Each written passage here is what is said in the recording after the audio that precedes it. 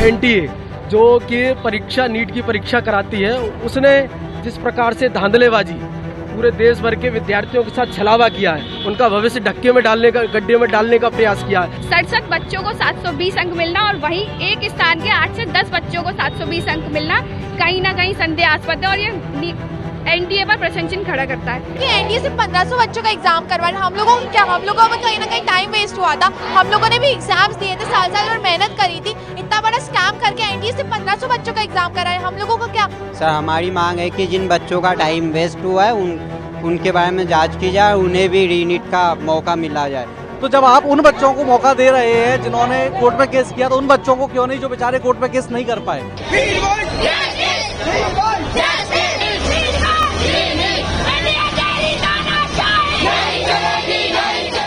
NEET UG paper leak विवाद थमता नजर नहीं आ रहा है। जहां एक ओर इस पर सुप्रीम कोर्ट में सुनवाई चल रही है, वहीं दूसरी ओर स्टूडेंट्स दोबारा परीक्षा कराए जाने की मांग कर रहे हैं। नेता भी अपने अपने हिसाब से राजनीति में लगे हैं। छात्र देश के विभिन्न हिस्सों में विरोध प्रदर्शन कर रहे हैं। आपको बता दूं, सुप्रीम कोर्ट में 8 जुलाई को 38 याचिकाओं पर सुनवाई हुई। Chief justice of India DY Chandrachud की बेंच ने मामले पर सुनवाई करते हुए काफी सवाल पूछे। आइए जानते हैं नीट यूजी परीक्षा 2024 पर अब तक क्या क्या हुआ। नमस्ते, मेरा नाम रिज द्विवेदी है। आप देख रहे हैं दैनिक जागरण।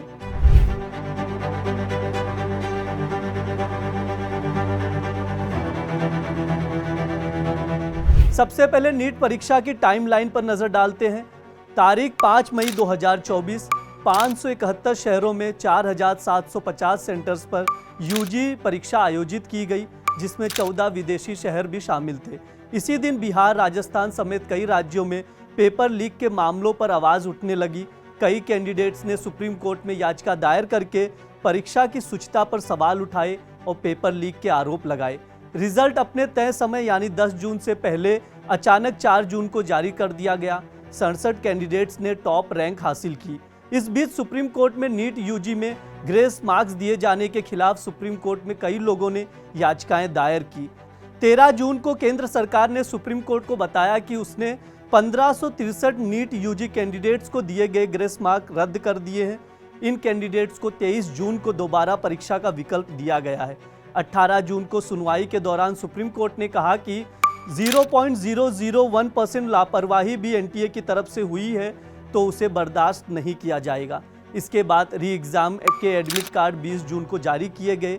23 जून को ग्रेस मार्क्स पाने वाले 1563 कैंडिडेट्स के लिए 6 परीक्षा केंद्रों पर दोबारा परीक्षा आयोजित की गई। उनमें से 813 कैंडिडेट्स ने दोबारा परीक्षा दी। 1 जुलाई को नीट यूजी री एग्जाम का रिजल्ट जारी हुआ। टॉप रैंक पाने वालों की संख्या 67 से घटकर 61 हो गई।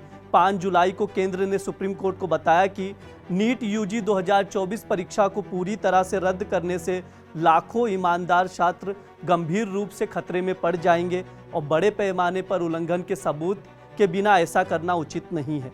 8 जुलाई को chief justice of India DY Chandrachud की अध्यक्षता वाली बेंच ने मामले की सुनवाई की। सुप्रीम कोर्ट ने जिन सवालों पर जवाब मांगे हैं वो भी सुन लीजिए। नीट पेपर लीक कब हुआ? पेपर लीक का माध्यम क्या था? ये कैसे फैलाया गया? एग्जाम टाइम और पेपर लीक होने के समय में कितना अंतर रहा? नीट यूजी पेपर किन शहरों सेंटर्स पर लीक हुआ? ये पता करने के लिए एनटीए ने क्या कदम उठाए? पता लगाने के लिए कौन सा माध्यम चुना? अब तक कितने स्टूडेंट्स की लाभार्थी के रूप में पहचान हो पाई? आपको बता दूं, नीट यूजी पेपर पैटर्न को बदलने पर विचार चल रहा है। माना जा रहा है कि अगले साल से नीट यूजी परीक्षा जेईई की तरह ऑनलाइन मोड में हो सकती है। अब अगली सुनवाई 11 जुलाई को होगी।